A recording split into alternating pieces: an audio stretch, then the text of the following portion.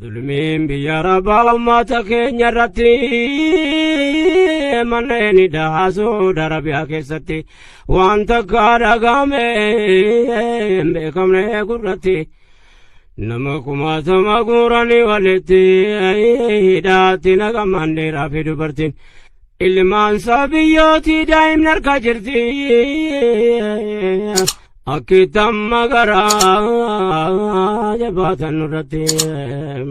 wallulaan booji'an waraana keessatti fakkaata gochi raawwatamu jiratti azaabadhan lamaa jedhan duniyaa irratti taatee ummata keenya irratti waan takkaani ta'in tika keetiin har'a geenye yaa rabbi alhamdulillah قبابي يا رب ما لك فكاتو مكيف أجرو يوغري هماتو من دواتينا ننقم جباتو جبرتو تكينيا والفروقاتو دائما نيبول ما عدد استكاتو guuramtee hidhamtee gubattee dhamaatu bishaaniif midhaan yoo gariin qabdu waan nyaattu haadhaaf isa biyyee harma gogaa hootu lubbuun daa'imanii meeqaatamaa baatu zulmiin hangana ulfaatu nurraa fuudhi yaa ilaahi tika keetiin har'a geenye yaa rabbi alhamdulillaahi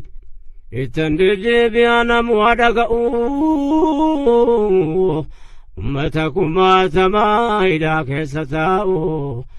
guuramee hidhamee waggaa guutuuf ka'u daa'imman gubattee meeqa lubbuun ba'uun warri mirga namaa nu kijibaa taa'u hin dhageenye nama maqaa jaraa dha'u nutti callisanii zulmii hangana ga'u warri biyya keessaa martuu ni dhaga'u osoo ilmaan jaraatii silaa kanan ta'u silaa qaata furmaata kaa'u osoo dubbiin asin ga'in tika keetiin har'a geenye yaa rabbi alhamdulillaahi nama dhiba dubbiin kun furmaata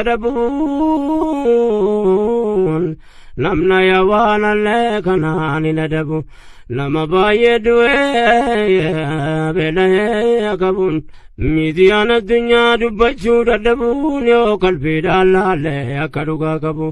ummata biyya ofiitti kabajaa qabu utuu taanee ormiilee nun azzabu zalbin hangana ga'u silaa nun dhaqqabu ummanni kun yaa rabbi si malee hin qabu nuuf dhaqqabi yaa ilaahi tika keetiin har'a geenye yaa rabbi alhamdulillaahi sababa ummanni keenya akkas kabajaa dhabeef wanni taane himuutti afaan nama qabee ummata wanni hedduun biyya yaase dhiibe biyyan baanu hidhee gubeenu adabe taatee kana addunyaan yoom dhaga'uu dhabe baqateellee nagaa argachuu dadhabe gaaf tokko dubbannaa yoo seenaan katabe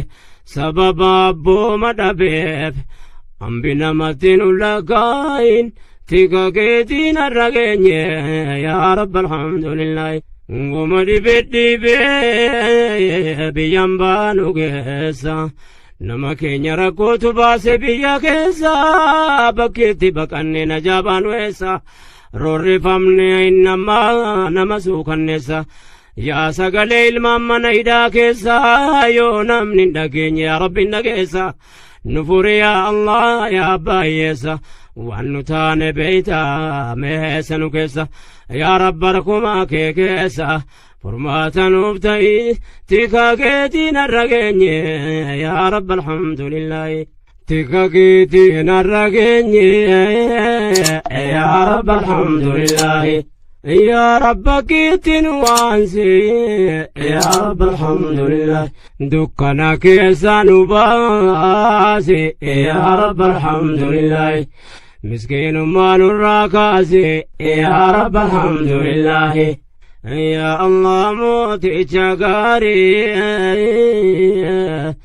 قلتك يا إلهي